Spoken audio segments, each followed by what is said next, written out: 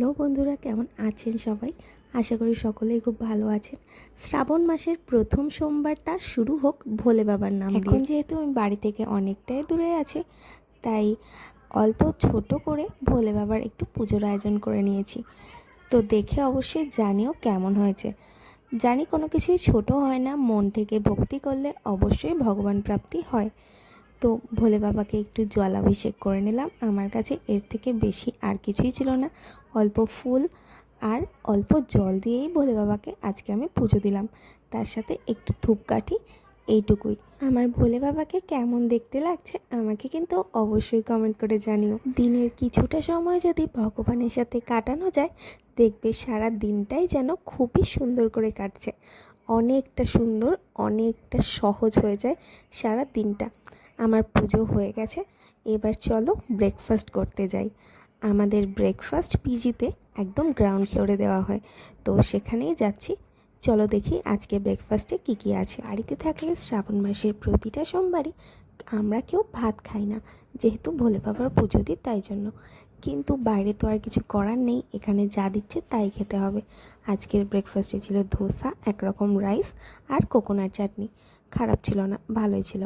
এরপর আমাকে একটু বেরোতে হবে। দেখো আমি রেডি হয়ে নিয়েছি, আমাকে কেমন দেখতে লাগছে আমাকে অবশ্যই কমেন্ট করে জানিও। কিন্তু চলো তাড়াতাড়ি রেডি হয়ে বেরিয়ে পড়লাম। আর এখন প্রথমেই যাব আমার রুমের কাছে ভোলে বাবার একটা মন্দির আছে, শিব মন্দির, সেখানেই যাব।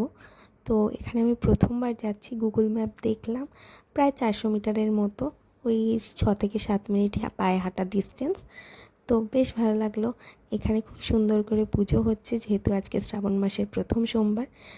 তো জয় ভোলে, বেশ ভালো লাগলো। আজকের দিনটা প্রথমেই শুরু হলো ভোলে বাবার নাম দিয়ে।